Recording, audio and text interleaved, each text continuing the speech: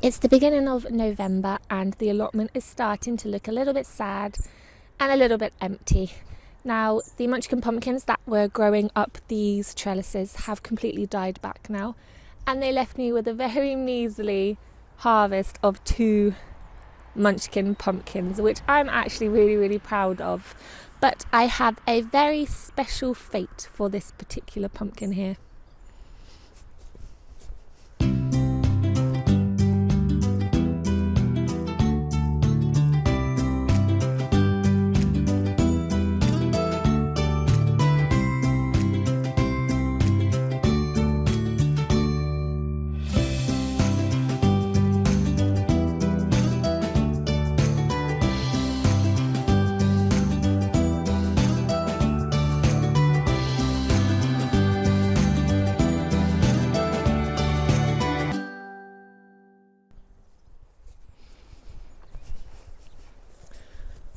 I've come on over to my dad's plot today to steal some of his kale.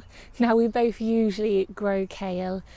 We really love it, but unfortunately this year has just been so busy and both of our brassica beds have been pretty non-existent this year. So he was lucky enough that this rogue kale plant started to sprout, and it's beautiful. We couldn't ask for anything better from a very neglected brassica bed. So what I'm going to do is just take one nice kale leaf.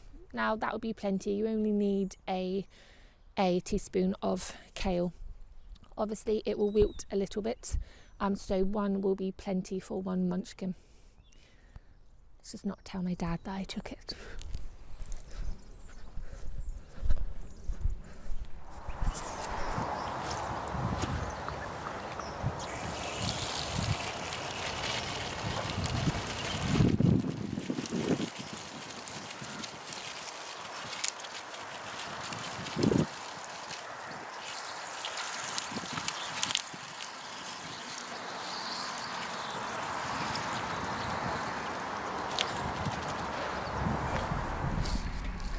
Starting to warm up now, which is good. It means the frost that we had this morning can start to thaw out nice, so I can do some weeding later. Right, so today I am going to be cooking this Munchkin pumpkin. Now, I only got 2 this year, but like I said, I'm quite proud of it because the year before I didn't get any. But then the first year I ever grew Munchkin pumpkins, I got 34. So it's a bit of a contrast, but what I think it's down to with pumpkins and squashes is the fact that they are very hungry. They need a lot of nutrients. So my plan this year is to lay down loads of manure down on the archway and add something back into the soil because I think they're struggling a little bit. But yeah, this particular one has a very special fate, and part of me didn't want to eat any of my harvest this year because there was only 2, but I've decided that I will eat one and then save one as decoration. So what you need for this recipe is 1 Munchkin pumpkin per person. You also need 1 teaspoon of kale, 1 teaspoon of chorizo, and 1 teaspoon of extra thick cream. So the first thing you want to do is, I was going to preheat the oven then, but I think this is actually going to take longer to hollow it out. So the first thing you want to do is cut off the lid, and what you want to do is try and get it as straight as possible because you will be using that as an actual lid to the recipe. So you need to get a nice sharp knife. Probably a bigger one than the one I've got now. Obviously, if you can't cut it straight, don't worry too much. As long as it sits on the pumpkin, you will be perfectly fine.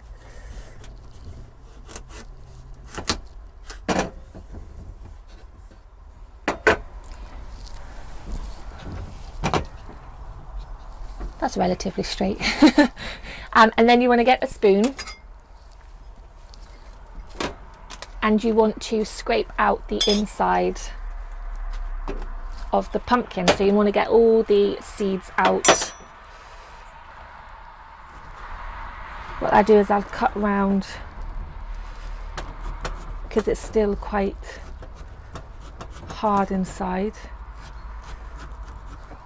I'm not sure a spoon is going to cut it, so let's have a look.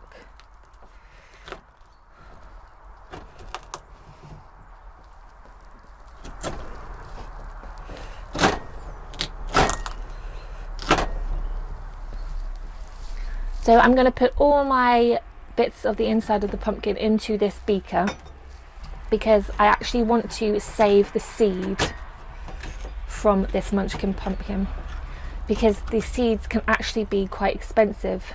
I mean, with any pumpkins, you only get, 5 or 10 seeds in a packet, and it can work out quite expensive. And because I tend to plant out roughly about 5 Munchkin pumpkin plants on the archway, and I sow more than that, obviously, just in case some don't germinate. I need all the seeds that I can have. I'm actually thinking of giving a giveaway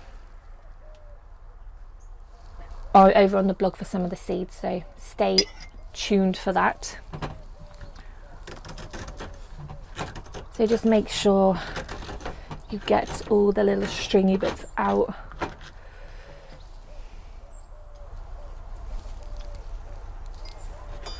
So it's nice and hollow. Now you're not going to fit much in there, which is why we say only use a teaspoon of each. So you want your cream.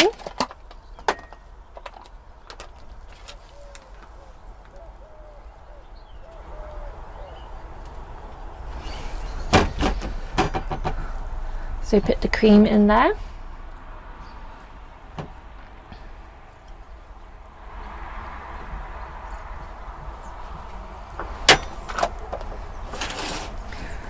And you want some chorizo.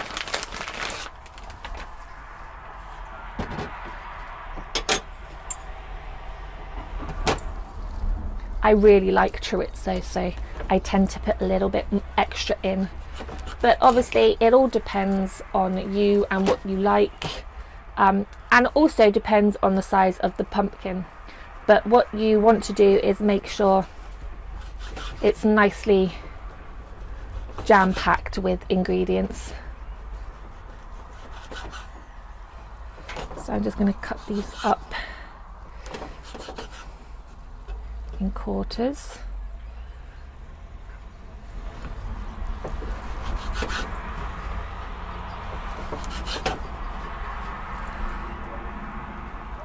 I think that's probably enough chorizo. And then the last ingredient is the kale, which has been nice and cleaned now. So I'm just going to chop the top off. You don't actually need much kale, because this one is curly, it takes up quite a lot of room. But just chop it up a little bit.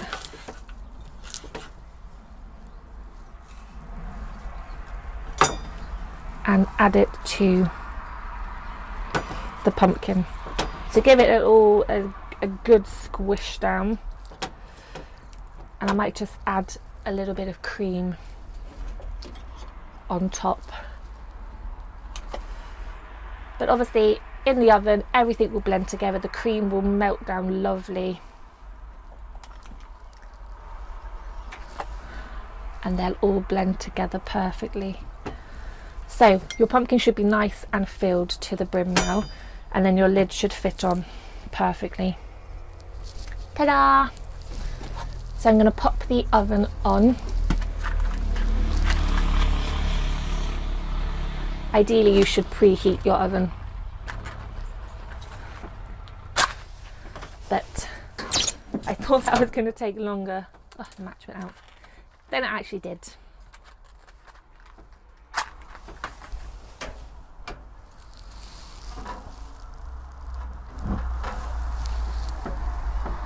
So pop the oven on, put your pumpkin in a little pot.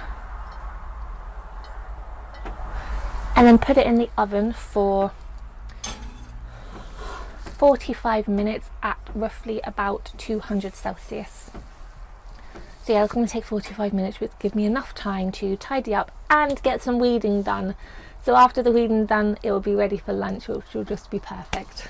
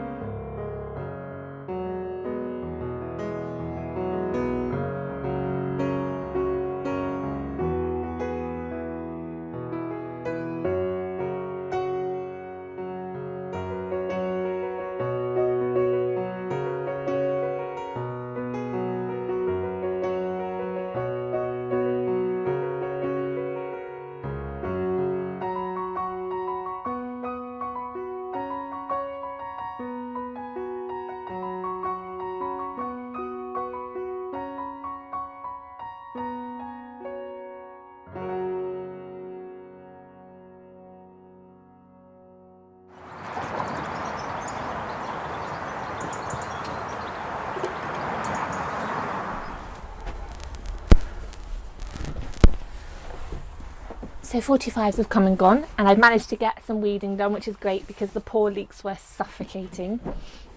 So let's check the pumpkin.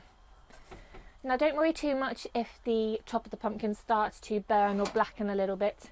You obviously won't be eating this bit, so it doesn't matter too much. So just take the top off and pierce the flesh with a knife, and it's nice and soft, so that's ready. So I'm going to turn the oven off, take that out. So the best thing about Munchkin pumpkins is that they are the perfect size for one person, and they're also the perfect size for lunch, which is ideal. Oh, looks really good. It smells so delicious. The cream has blended in really nicely with the kale and the chorizo now, so it looks delicious. And another good thing about the Munchkin pumpkins is that because they're so small, you can eat the skin, and the skin is still really delicious. Obviously with larger and older pumpkins, the skin can be quite tough, but with the Munchkins, they're really, really delicious. So you can eat the whole thing. I tend to not to eat the lid or the bottom of the pumpkin, but the outside skin and the flesh, oh, it's all just so nice. And obviously with the kale and the chorizo and the cream, it's just, oh, I cannot wait. So I'm going to get a knife and fork and just eat it out this pot. I can find. Here we go. And that's my lunch sorted. So I'm probably going to eat this on my favourite place, which is the shed step, because it's such a beautiful day today.